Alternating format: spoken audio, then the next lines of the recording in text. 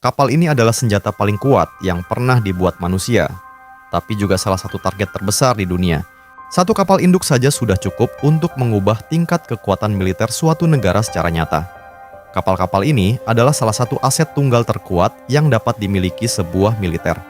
Secara umum, di bawah hukum internasional, kapal induk secara legal dapat memposisikan diri hingga 14 mil atau 22 km dari pesisir negara manapun.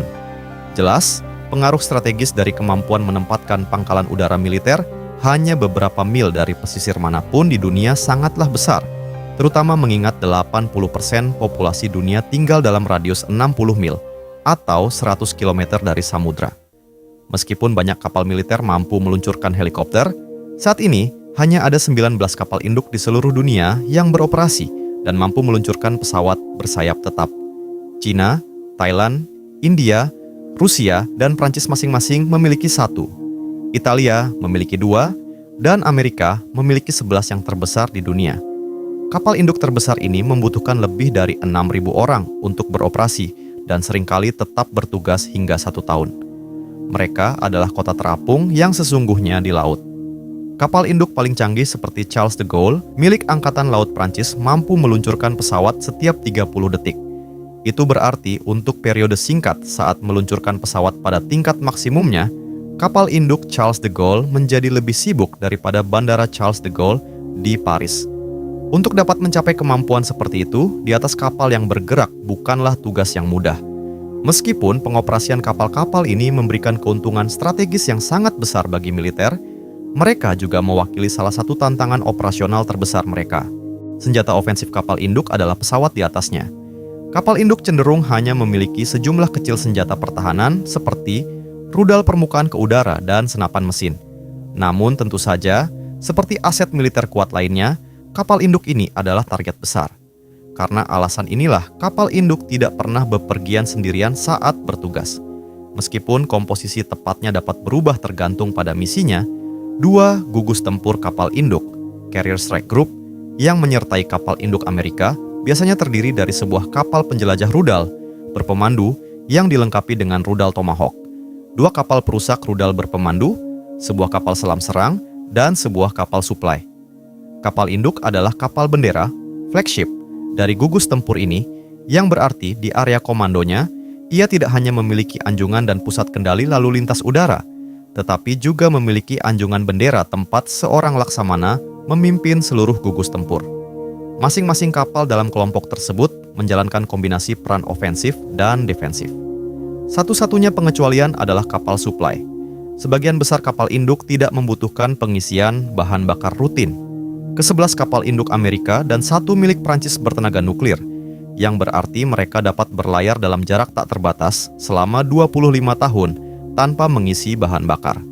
Bahkan kapal induk bertenaga konvensional seperti HMS Queen Elizabeth milik Inggris dapat melakukan perjalanan hingga 12.000 mil atau 18.000 km tanpa mengisi bahan bakar, membuat kebutuhan untuk berhenti menjadi jarang terjadi. Meskipun kapal induk Amerika atau Prancis secara hipotetis dapat berlayar tanpa henti selama bertahun-tahun atau bahkan dekade, yang tidak bisa mereka lakukan adalah membawa cukup makanan yang selalu dibutuhkan dan bahan bakar penerbangan yang dibutuhkan untuk operasi tempur untuk tetap berada di laut selama lebih dari beberapa minggu sekaligus, akan tidak efisien dan menempatkan kapal induk dalam posisi rentan jika harus mengunjungi pelabuhan setiap beberapa minggu untuk mengisi ulang stok, terutama selama operasi tempur. Jadi mereka tidak melakukannya. Mereka mengisi ulang stok saat berada di laut. Kapal-kapal suplai yang bergerak sebagai bagian dari gugus tempur akan berlayar ke pelabuhan terdekat untuk mengambil bahan bakar, amunisi, makanan, dan surat, lalu berlayar kembali ke gugus tempur, kemudian menyamai kecepatan dan bermanuver di samping kapal induk. Dari sana, kedua kapal akan menembakkan tali satu sama lain. Tali-tali ini digunakan untuk menarik selang ke kapal induk yang digunakan untuk mentransfer bahan bakar penerbangan. Untuk mentransfer pasokan padat, ada 2 metode. Yang pertama adalah memasang palet pada kereta luncur yang mengalirkan kargo ke kapal induk seperti jetline. Metode kedua, yang dianggap lebih sederhana namun lebih berbahaya, adalah menggunakan helikopter untuk mengambil palet dari kapal pengisi ulang dan menerbangkannya ke kapal induk. Transfer ini membawa pasokan krusial seperti makanan dan beberapa barang yang kurang krusial seperti surat. Namun, ini bukan satu-satunya cara surat sampai ke kapal induk Amerika. Setiap kapal induk sebenarnya memiliki alamat surat seperti gedung manapun di Amerika. Sebagai contoh, ini adalah alamat USS Gerald R. Ford. Keluarga pelaut dapat mengirim surat ke alamat-alamat ini dengan cara yang sama seperti ke alamat lainnya. Dan faktanya, biayanya sama persis dengan pengiriman ke alamat Amerika lainnya, bahkan jika kapal tersebut berada di sisi lain dunia. Pelaut bahkan dapat memesan paket secara online ke kapal mereka. Surat ekspres seringkali sampai dari alamat di Amerika ke kapal induk yang sedang berlayar di suatu tempat di dunia hanya dalam 10 hari. Memiliki kecepatan ini memerlukan pengiriman yang lebih sering daripada kapal logistik, tetapi untungnya kapal induk adalah bandara di laut. Kapal induk Amerika saat ini menggunakan armada C-2 Greyhound sebagai pesawat kargo, menyediakan koneksi frekuensi tinggi, seringkali harian, antara kapal induk dan daratan. Saat berlayar di Laut Cina Selatan misalnya, seperti yang dilakukan USS Ronald Reagan pada November 2018, surat mungkin dikirim ke Singapura dengan cara konvensional. Sebuah C-2 Greyhound kemudian akan terbang dari kapal ke Singapura, mengambil surat, dan terbang kembali ke kapal. Saat kapal induk berlayar keliling dunia, titik penjemputan C-2 Greyhound terus dipindahkan ke negara-negara sahabat terdekat. Meskipun surat sangat membantu meningkatkan moral kru, itu sebenarnya adalah kargo dengan prioritas terendah bagi C-2 Greyhound. Pesawat tersebut sangat penting untuk membawa suku cadang bagi semua pesawat di kapal induk dan mengangkut VIP, pers, serta individu lainnya ke dan dari kapal induk. C-2 Greyhound berukuran kira-kira sama dengan Embraer 145, sebuah pesawat sipil yang mampu membawa 50 orang, jadi ukurannya tidak kecil.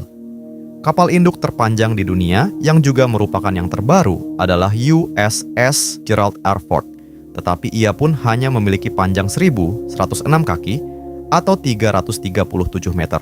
Di bandara komersial, landasan pacu sepanjang 5.000 kaki atau 1.500 meter seperti yang ada di Bandara London City di London dianggap pendek, sementara bandara besar seperti London Heathrow akan memiliki landasan pacu yang lebih panjang dari 10.000 kaki atau 3.000 meter. Jadi bagaimana C-2 Greyhound dan pesawat lainnya di kapal induk menangani landasan pacu yang hanya sepanjang 1.100 kaki atau 330 meter? Mereka tidak melakukannya. Mereka lepas landas hanya dengan ruang 325 kaki atau 99 meter. Semua kapal induk Amerika dan Prancis menggunakan sistem katapel untuk memacu pesawat hingga kecepatan lepas landas dalam waktu 3 hingga 4 detik. Ini memungkinkan kapal induk tersebut meluncurkan pesawat berukuran cukup besar seperti C-2 Greyhound dengan geladak yang relatif pendek.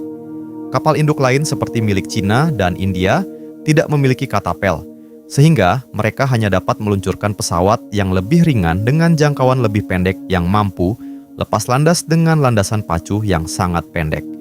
Kedua jenis kapal induk ini memiliki kabel penahan yang dikaitkan pesawat saat mendarat untuk melambat dalam jarak pendek. Mengingat setiap kapal induk lain di luar sana hanya dapat beroperasi dengan pesawat yang mampu mendarat vertikal, apa yang terjadi di geladak penerbangan adalah kekacauan yang dikoreografi dengan hati-hati. Di kapal induk Amerika, pekerjaan setiap orang mudah dikenali dari warna kemeja yang mereka kenakan. Kemeja kuning bertugas mengarahkan pesawat di sekitar geladak. Kemeja biru adalah asisten kemeja kuning, mengemudikan traktor penarik, mengoperasikan lift, menyampaikan pesan, dan banyak lagi. Kemeja merah melakukan semua penanganan dan pemasangan amunisi. Kemeja ungu mengelola pengisian bahan bakar pesawat. Kemeja hijau dikenakan oleh beberapa kelompok berbeda termasuk kru katapel, personel pemeliharaan, penangan kargo, dan lainnya. Kemeja putih juga dikenakan oleh campuran personel termasuk mereka yang membantu pesawat mendarat, bekerja sebagai personel medis, dan lainnya. Dan terakhir, kemeja coklat dikenakan oleh kapten pesawat. Bukan mereka yang menerbangkan pesawat, melainkan mereka yang secara individual bertanggung jawab mengawasi semua pekerjaan untuk menyiapkan pesawat siap terbang. Geladak penerbangan adalah tempat yang berbahaya mengingat ukurannya yang kecil. Saking kecilnya sehingga semua pesawat kapal induk tidak muat di sana. Namun tentu saja, tepat di bawah geladak penerbangan terdapat hanggar. Sebuah kapal induk besar dapat membawa hingga 100 pesawat, sehingga lift besar membawa pesawat dari geladak penerbangan ke hanggar untuk penyimpanan saat tidak digunakan. Sekitar 6.000 orang bekerja dan tinggal di atas setiap kapal induk Amerika. 3.200 dari mereka memiliki pekerjaan yang berkaitan dengan menjalankan kapal itu sendiri. Itu mencakup segalanya mulai dari bekerja di ruang mesin, memelihara reaktor nuklir, membersihkan geladak, hingga benar-benar bekerja di anjungan yang memimpin kapal. Banyak dari pekerjaan ini berada di bawah geladak, dan karena semua ruang di atas geladak digunakan untuk operasi penerbangan, banyak orang di atas kapal dapat melewati berminggu-minggu tanpa melihat sinar matahari. 2.500 personel lainnya adalah bagian dari sayap udara kapal induk. Jika ini adalah pangkalan udara di darat, mereka adalah semua orang yang bekerja di sana, termasuk pengatur lalu lintas udara, mekanik pesawat, pengisi bahan bakar, pilot, dan banyak lagi. Beberapa ratus personel yang tersisa mengerjakan berbagai pekerjaan lainnya. Dalam hal ruang pribadi, personel Tamtama hanya mendapatkan satu tempat tidur gantung di sebuah ruangan yang terkadang berisi lebih dari 100 orang lainnya. Individu dengan pangkat lebih tinggi tentu saja memiliki akomodasi yang lebih luas. Sebagai rumah jangka panjang bagi ribuan orang, kapal-kapal ini juga memiliki beberapa kemewahan kecil seperti toko, pusat kebugaran, tempat pangkas rambut, ruang tunggu, dan banyak lagi. Ruang sangat berharga ketika 6.000 orang dikemas dalam satu lambung terapung, dan misi adalah yang terpenting. Sejak masa kejayaan mereka di Perang Dunia Kedua, beberapa orang mulai mempertanyakan posisi kapal induk dalam peperangan modern. Setiap negara operator selain Amerika cenderung pada saat tertentu menempatkan kapal mereka baik dalam pertempuran, pelatihan, atau di pangkalannya. Amerika cenderung menggunakan kapal induk untuk fungsi keempat, proyeksi kekuatan. Pada saat kapanpun, hampir dipastikan ada kapal induk Amerika yang berlayar di suatu tempat di dunia. Faktanya, Januari 2017 adalah pertama kalinya sejak Perang Dunia II tidak ada kapal induk Amerika yang sedang bertugas. Bahkan jika tidak ada kapal induk yang sedang bertugas, mereka cepat. Mereka memiliki kecepatan tertinggi 35 mil atau 56 km per jam. Yang berarti kapal induk yang berbasis di Norfolk, Virginia dapat mencapai Timur Tengah hanya dalam waktu seminggu. Di Pasifik, Amerika memiliki keuntungan yang lebih besar karena memiliki USS Ronald Reagan yang berbasis di Yokosuka, Jepang, dari mana ia dapat mencapai pesisir Korea Utara misalnya hanya dalam 29 jam. Kapal induk Amerika menghabiskan banyak waktu hanya berlayar di samudra dunia, mengingatkan negara lain akan kekuatan militer Amerika. Sebagai contoh, USS Ronald Reagan kembali dari tugas 4 bulan dari Agustus hingga Desember 2018 yang selama itu ia tidak mengalami pertempuran sama sekali. Ia menghabiskan sebagian besar waktunya berlayar di sekitar Laut Cina Selatan, sebuah area di mana Cina mencoba untuk menegaskan kendali militer yang sangat tidak disukai oleh Amerika. Di tempat lain di Asia, kapal induk Amerika juga secara rutin melakukan kunjungan ke semenanjung Korea untuk mengingatkan Korea Utara akan kehadiran mereka.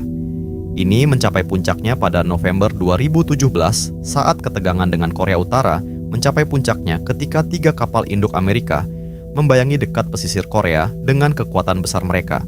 Meskipun begitu, kapal induk merupakan target yang sangat besar, terutama di era drone siluman dan rudal presisi.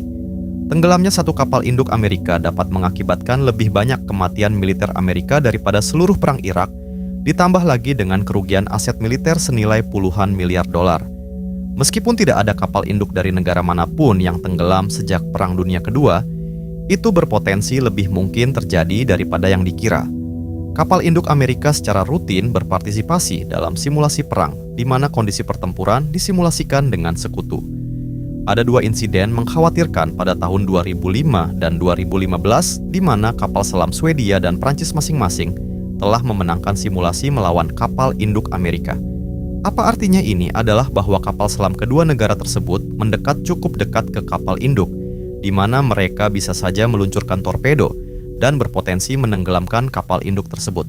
Ini pada dasarnya membuktikan bahwa kapal induk dengan segala pertahanannya tidaklah tidak bisa tenggelam, seperti yang dikatakan beberapa orang. Sementara itu, Amerika telah menerima unit pertama dari 10 kapal dalam kelas kapal induk baru, sementara Cina, India, dan Inggris masing-masing memiliki kapal induk yang sedang dibangun.